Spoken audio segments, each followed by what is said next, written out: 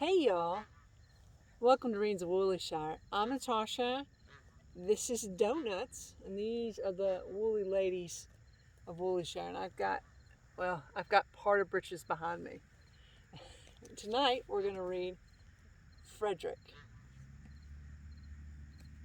It's actually quite a fitting story. It talks about getting ready for fall, right?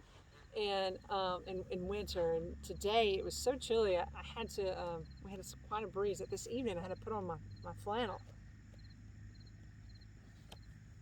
All right. But these woolly ladies, they're really loving the cool weather. Their wool, they get sheared in the spring, and their wool is already like at least an inch thick, if not more. All along the meadow where the cows grazed and the horses ran, there was an old stone wall.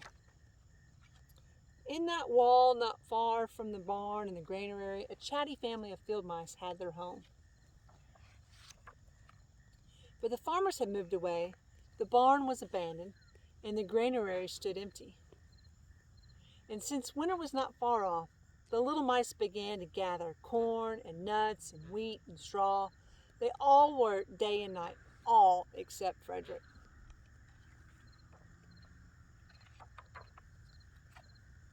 "Frederick, why don't you work?" they asked.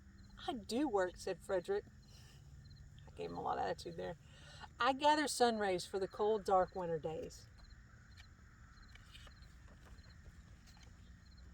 And when they saw Frederick sitting there, staring at the meadow, they said, "And now, Frederick?"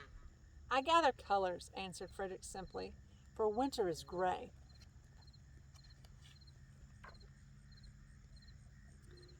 And once Frederick seemed half asleep. "Are you dreaming, Frederick?" they asked reproachfully. But Frederick said, "Oh no, I'm gathering words, for the winter days are long and many, and we'll run out of things to say." I think that guy is sleeping. He's getting pretty close to it. The winter days came, and when the first snow fell, the 5 little field mice took to their hideout in the stones.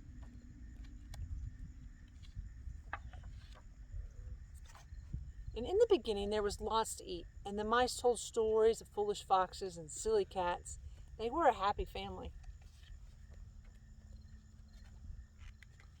But little by little they had nibbled up most of the nuts and berries. The straw was gone, the corn was only a memory.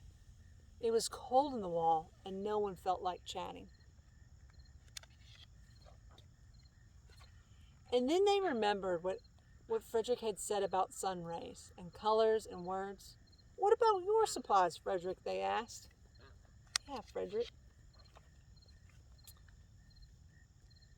"Close your eyes," said Frederick, as he climbed on a big stone. "Now I send you the rays of the sun. Do you feel how they're golden glow?"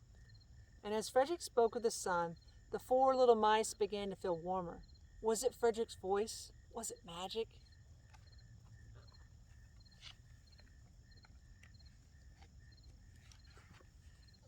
"And how about the colors, Frederick?" they asked anxiously. "Close your eyes again," Frederick said, and when he told them of the blue periwinkles and the red poppies and the yellow wheat and the green leaves of the berry bush, they saw the colors as clearly as if they had been painted in their minds. "And the words, Frederick?" Frederick cleared his throat. Wait a moment, and then as if from a stage he said, "Who scatters snowflakes? Who melts the ice? Who spoils the weather? Who makes it nice? Who grows the 4-leaf clovers in June? Who dims the daylight? Who lights the moon? 4 little field mice who live in the sky. 4 little field mice like you and I. One is a spring mouse who turns on the showers. Then comes the summer who paints in the flowers. The fall mouse is next with walnuts and wheat, and winter's last with little cold feet. Aren't we lucky the seasons are 4? Think of a year with 1 less or 1 more." When Frederick had finished, they all applauded. "But Frederick," they said, "you are a poet." Frederick blushed, took a bow, and said shyly, "I know it." The end. Oh, we got someone coming closer. That's little Cupcakes who was born this spring, getting a little closer. There's Mud Pie following behind her. Where's old Sergeant Marshmallow at? There. Sun's beginning to go down. They usually get in quite a bit. Sometimes they graze at night, the sheep do.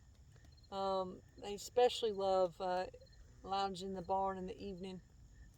I keep a little night light on them. Sheep do not like shadows and dark spaces, so they get some, I guess, like a string of patio lights or Christmas lights type thing. Oh.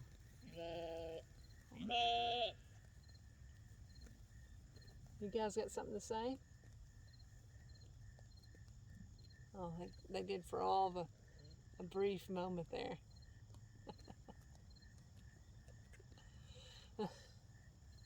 I've lost where I'm at, but we've got some more coming up here. You coming up here, Tootsie?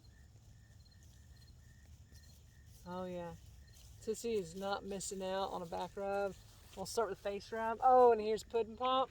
Oh, these are my original lady sheep. Is Tootsie here, and oh, she's like, I'm over you. Now Puddin' Pop really just wants the top of the lower back rubbed down. Oh yeah. And I see her Tootsie here, her wool is like 2 inches thick. Yeah. And she gets this little bit of straight wool. It's not very long yet. But, oh, there you go. You got to see Puddin' Pop's nose. Oh. Well, I guess we'll end it tonight now that Tootsie is like, I'm the star of the show here. This camera's now mine. Well, thank you for joining us. Have fun, be safe, and again, thanks y'all.